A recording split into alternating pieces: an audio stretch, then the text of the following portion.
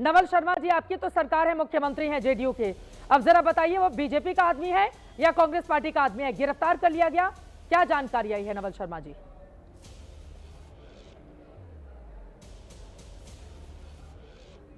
हास्यास्पद भी है। एक तो चोरी, ऊपर से सीना जोरी।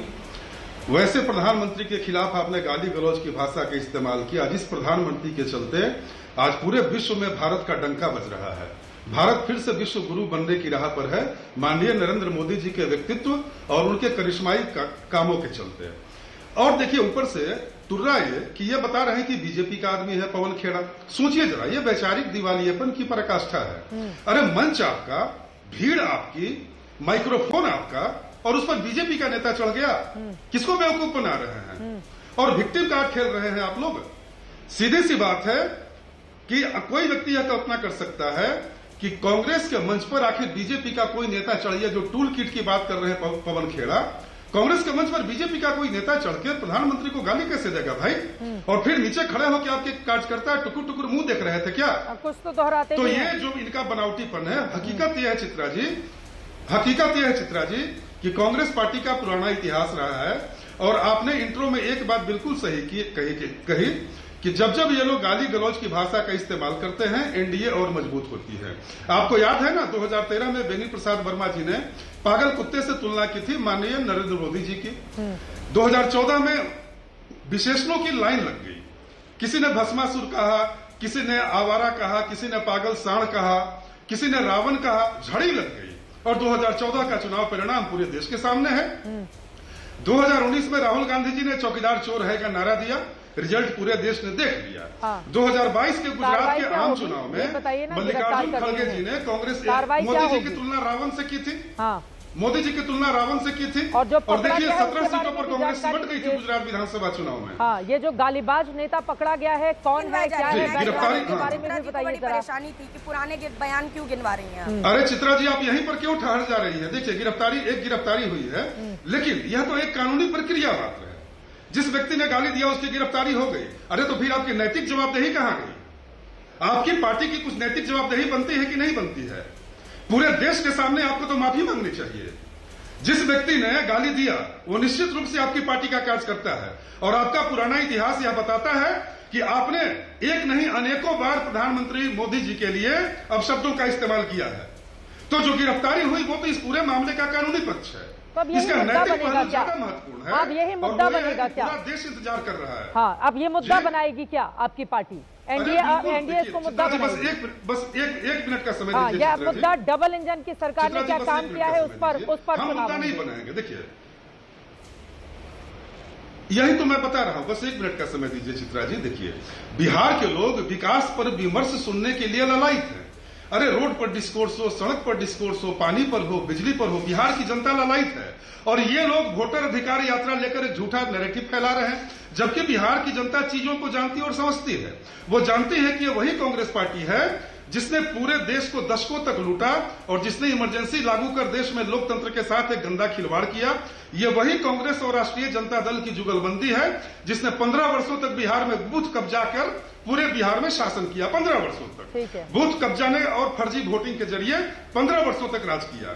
तो इनके वोटर अधिकार यात्रा का क्या हसर हो रहा है?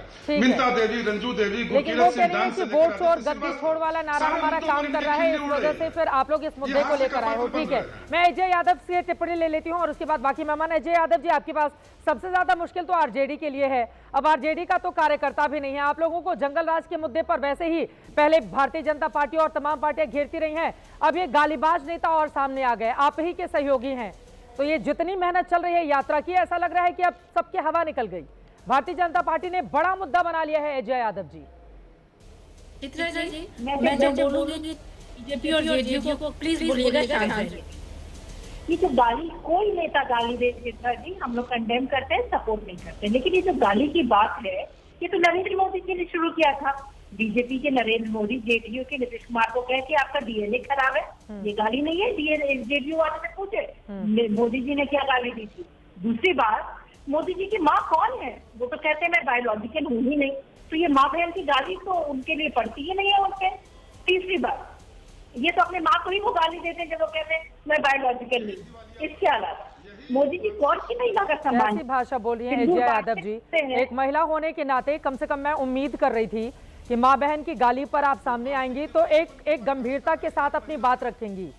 खुद तेजस्वी यादव की मां है राबड़ी देवी, जो मुख्यमंत्री रह चुकी हैं, उनकी इतनी बहनें हैं, बाकी लोग इतने लोग हैं, आप लोग भी इसी तरह की भाषा बोलेंगे और जस्टिफाई करेंगे कि डीएनए वाला बयान दिया था तो फिर अब माँ बहन की गाली बिल्कुल ठीक है। आपने देखा सुना है वीडियो वो अजय यादव जी? चित्रा जी, मैं शुरू में ही बोली कि मैं कंडेम करती हूँ, लेकिन मोदी जी कोई दूध के धुले नहीं है जहाँ तुमको पर बुरा लग रहा है। वो तो अपनी माँ के लिए कहते हैं कि मैं बायोलॉजिकल नहीं हूँ। उनसे सवाल करें ना, अगर मैं उन्हीं की बातों को रिपीट करें तो सारे लोग जो है उल्टा सीधा बोलते हैं, सोचिए वहाँ पे वो भी गलत है।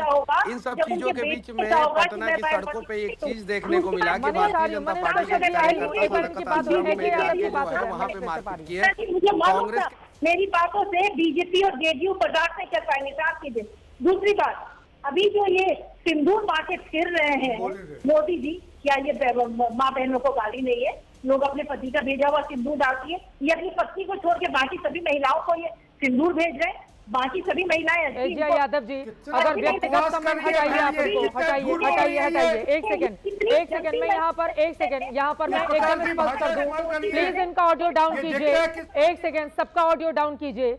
ये जो हमारा मंच है वो किसकी पत्नी क्या कर रही हैं और कौन सा पति किसके लिए क्या कर रहा है उसकी इजाजत नहीं देता है। यहां मुद्दों पर बातचीत होनी चाहिए। यह घिनौनी टिप्पणी होती है जब किसी के व्यक्तिगत जीवन में झांककर हम इस तरह की टिप्पणी करते हैं। आपके घर में क्या हो रहा है अजय यादव जी, लोगों को नहीं पता होगा, लोग आपको नहीं जानते हैं। आप बहुत कम टीवी पर बैठती हैं, लेकिन आप जब टीवी पर आती हैं तो इस तरह की घिनौनी बात करती हैं। मुझे बेहद शर्मिंदगी है इस बात की। उनकी मां पर टिप्पणी की गई है और टिप्पणी नहीं है, वो घिनौनी गाली है, और उसको जस्टिफाई करने के लिए आप जिस तरह का कुतर्क गढ़ रही हैं, मेरे मंच पर उसके लिए बिल्कुल जगह नहीं है। मनीष कश्यप जी, मैं आपको लेकर आना चाहूंगी। अजय यादव, मैं आपके पास तभी आऊंगी जब आप व्यक्तिगत टिप्पणी नहीं करेंगी, आप मुद्दे पर बातचीत कीजिए। यहां पर मां बहन की गाली कहां दी गई है? मंच पर, जो कांग्रेस पार्टी की ओर से सजाया गया था, उस मंच पर माइक लेकर यह गाली दी गई है, और यहां पर आकर उनके घर में झांककर आप कह रही हैं कि कौन सिंदूर लगाता है कौन नहीं लगाता है। यह कोई विषय होता है बातचीत करने का? और महिलाएं जब इस तरह की बात कहती हैं तो लगता है कि भद्रता की सारी सीमाएं कुछ तथाकथित महिलाएं भी उसको पार कर रही हैं, और उसको कतई स्वीकार नहीं किया जाएगा।